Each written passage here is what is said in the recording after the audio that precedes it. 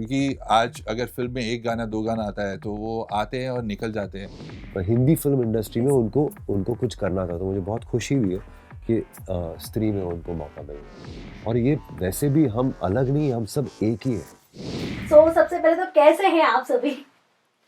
First class. आप बहुत कैसी मजे हैं? में। एकदम फर्स्ट क्लास सर। एंड आप लोगों की एनर्जी देखकर तो अंदर एक अलग ही एनर्जी आ गई है मेरी। सो रहमतें की बात करेंगे सबसे पहले। हम लोग 10 साल होने वाले हैं, क्या सोचकर शुरू किया था आप लोगों ने एंड क्या कैसा चल रहा है सब कुछ? सौरभ जी आप बोले, आप हमारे नहीं बैकबोन आप करिए ना बात। बैकबोन है हमारे। रहमतें हैं कि अगर बात करें तो जब भगवान की रहमत होती है तब हम लोगों को म्यूज़िक का टैलेंट मिलता है, क्योंकि म्यूज़िक का टैलेंट किसी इंजेक्शन से आप अपनी बॉडी में नहीं डाल सकते, ना ही केवल पढ़ लिख कर आप उस टैलेंट को निखार सकते। तो ऊपर वाला बना के भेजता है, जैसे ऊपर वाला हीरा जो है वो बना के भेजता है, उसको तराशिए तो चमकने लगता है, लेकिन बनाया उसी ने है। तो हम लोग जिनको भगवान इतना प्यार करते हैं और हम लोगों को हम पर उन्होंने रहमत की है कि हमको म्यूज़िक टैलेंट दिया है, तो हमारी कोशिश ये है कि और जो टैलेंटेड लोग हैं लेकिन वो फाइनेंशियली ठीक नहीं है, उनको तकलीफ़ें हैं, रहने की मुश्किल है, खाने की मुश्किल है, अपने इलाज की मुश्किल है, तो उन लोगों को हम किसी न किसी ढंग से कोई ना कोई कॉन्सर्ट करके फिर हम उनको पैसे दें, उनको मदद करते रहें। तो ये सिलसिला पिछले 10 साल से चल रहा है और हमारे जो लीडर हैं जो ये सब काम करते हैं वो सौरभ दफ्तरी जी हैं, जो आपको रहमतों के बारे में पूरा बताएंगे। सौरभ सर आप ही बताइए, क्योंकि ये आपका ही आइडिया था। कैसे आपके दिमाग में ये थॉट आया कि हाँ मुझे कुछ अलग हटकर करना है? नहीं, मैं और हरी भाई एक बार बैठे थे कहीं पर, तो हमने एक न्यूज़ पढ़ी कि बिस्मिल्लाह खान साहब को भारत रत्न मिला है और उन्होंने बोला मुझे ये अवार्ड नहीं चाहिए, मुझे 15 लाख रुपया चाहिए, मुझे बहुत ज़रूरत है। तो उस रात को हमने डिसाइड किया कि कुछ करते हैं उनके लिए। तो उस टाइम तो रहमतें भी नहीं थी, तो हरी ने कहा कि यार एक काम करो, मेरा एक शो कर लो, जो पैसा आएगा भेज देंगे। We did in Nehru. ठीक है, हमने करके उसमें से कुछ 8-9 लाख उनको भेज दिए उस टाइम। तो वो बड़े खुश हुए, बस वहाँ से वो सिलसिला शुरू हो गया, तो अब तक चल रहा है। हाँ, बिकॉज़ जैसे अनूप जी ने बताया कि अगर हमारे थ्रू किसी को हेल्प मिल सके तो इससे बड़ी खुशी की बात है ये, और करनी चाहिए। जो भी if you are in a position to give to society, you have to do it. अब तक कितने लोगों की हेल्प हो चुकी है एंड कितने मतलब कह सकते हैं कि आप लोगों की मदद से कितने लोगों को इंडस्ट्री में जगह मिल गई है? ऐसा भी हुआ होगा आई एम श्योर। नहीं, लोगों को मदद मिली है, जगह दिलाना तो हमारे हाथ में नहीं है, ये हमारे बस में नहीं है जगह दिलाना। लेकिन 150 और 200 के बीच में लोगों को ऑलरेडी मदद काफ़ी मिली है। उसमें मेडिक्लेम भी दिया है, कुछ बच्चों की फ़ीस भी भरी है। यहाँ सुरेश वाडकर जी है, तो उनकी स्कूल में कई बच्चे होते हैं तो उनकी फ़ीस हम भर देते हैं, उनको इंस्ट्रूमेंट चाहिए तो वो दिला देते हैं।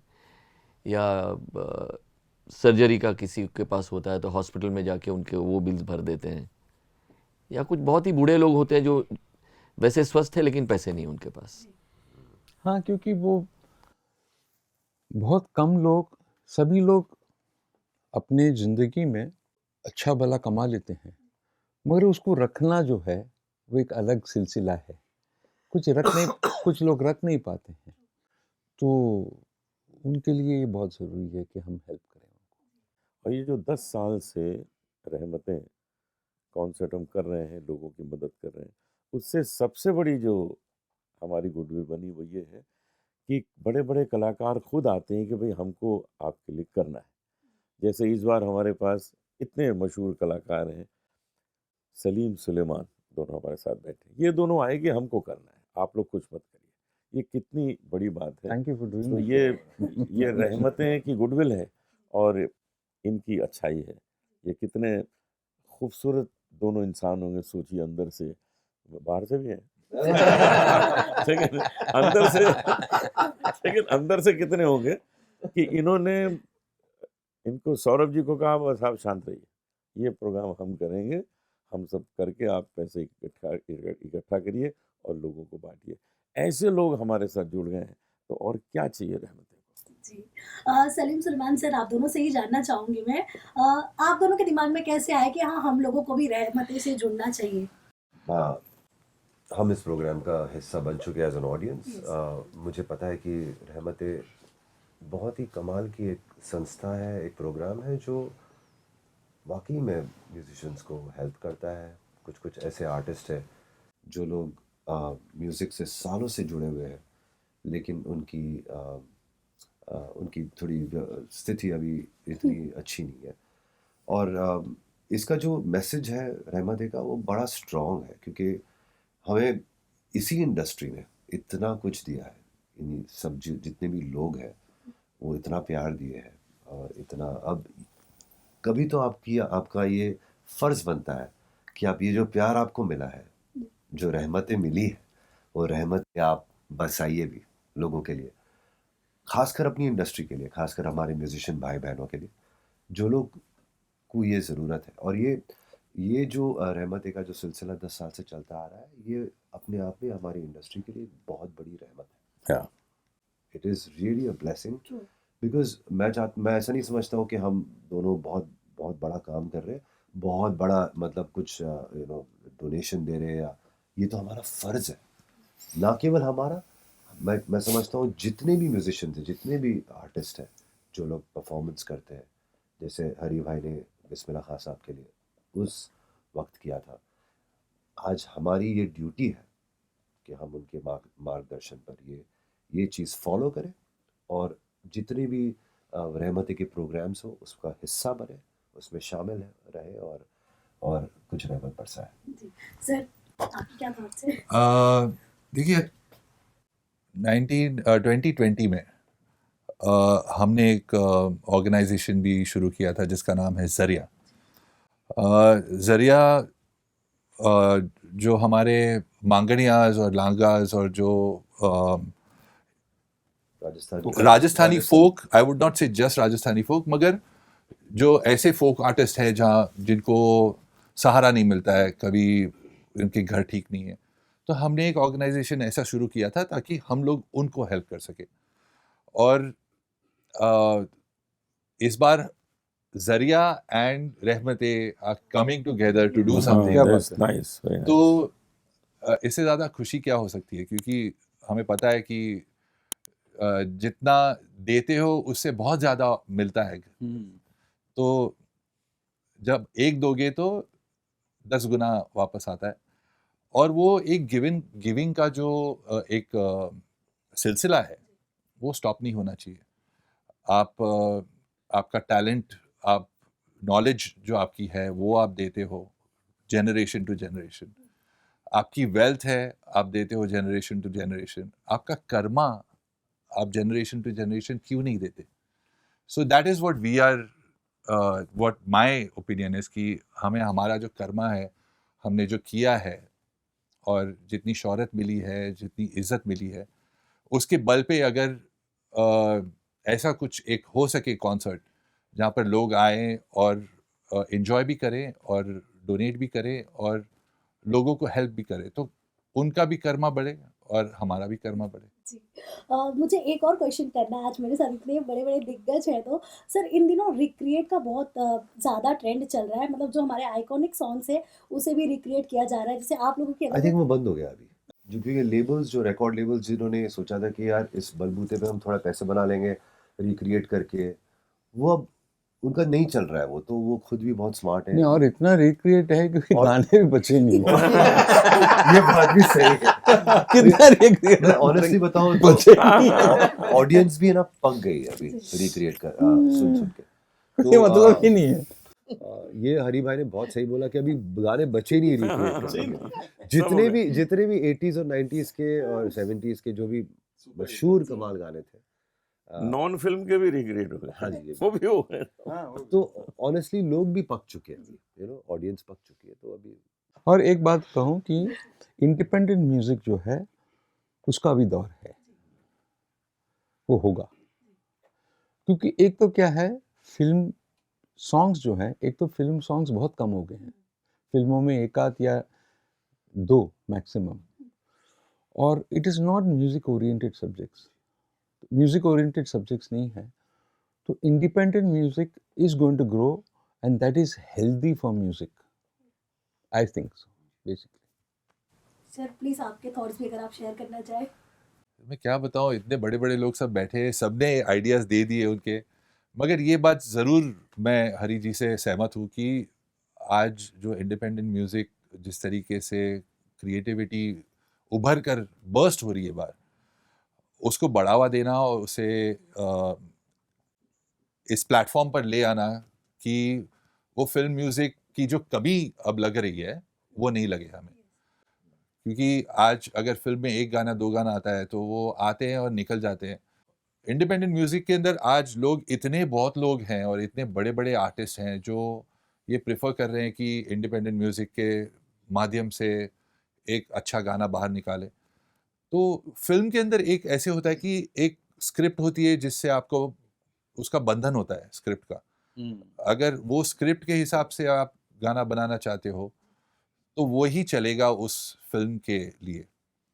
मगर इंडिपेंडेंट म्यूजिक की कोई सीमा नहीं है, there is no limit, you can make whatever you want. आपको जैसे गाना बनाना है, आपको जिस लैंग्वेज में बनाना है, आपको 4 लैंग्वेज मिक्स करके बनाना है या सिर्फ एक स्पोकन वर्ड स्पोकन रखना है, नो म्यूजिक, कोई सीमा नहीं है उसकी। तो और लोग पसंद कर रहे हैं उसको because it's something which is away from your regular run of the mill music that is being churned out or was being churned out. और दूसरी बात है कि लाइव म्यूजिक जो है, लाइव शोज, वो मेरे ख्याल से चौगुना हो गया है अभी। और ऐसे नहीं कि सारे जो शोज हो रहे हैं वो फिल्म के हो रहे हैं, हर टाइप के म्यूजिक जो है लोग सुनते हैं, वो गजल हो, फ्यूजन हो, वेस्टर्न हो, जो भी है, क्लासिकल हो, हाँ। वेस्टर्न क्लासिकल क्लासिकल म्यूजिक बज रहा है, वेस्टर्न क्लासिकल और तो ये कमाल है, बिल्कुल ये कमाल है। और the more creative you are, और लोगों को अच्छा लगता है वो चीज़ें। So in a way the listeners have graduated, they are, उनका भी एक तबका जो है सुनकार लोग, उनकी एक लेवल हो रहा है, वो म्यूजिकली बन रहा है। लिटरेट हो रहे हैं, म्यूजिकली लिटरेट हो रहे हैं, क्योंकि उनको वो संगीत सुनने को मिल रहा है जो फिल्मों से अलग है।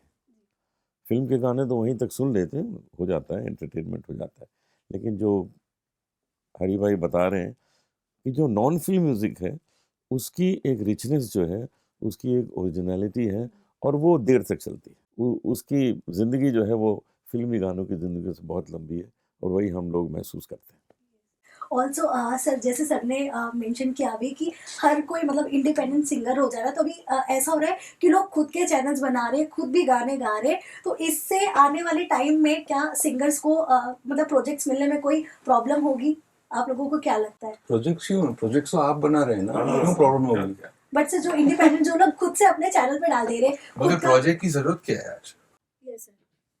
आज अगर आपको लगता है कि आप ने एक अच्छा गाना बनाया है तो आप अपने चैनल पे डाल दो, और वो अगर हिट हो जाता है तो आपका चैनल हिट हो गया।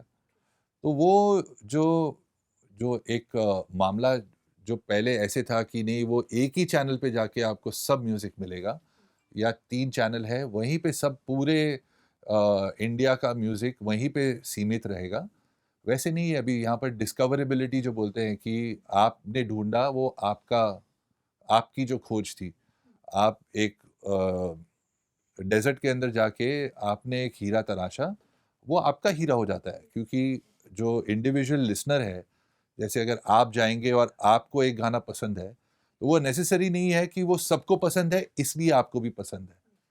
आपने एक गाना जो पसंद किया वो शायद दूसरे किसको भी पसंद नहीं आए, मगर आपको वो पसंद है, तो वो इट्स डिस्कवरी कि मैंने ये गाना सुना, मुझे बहुत अच्छा लगा।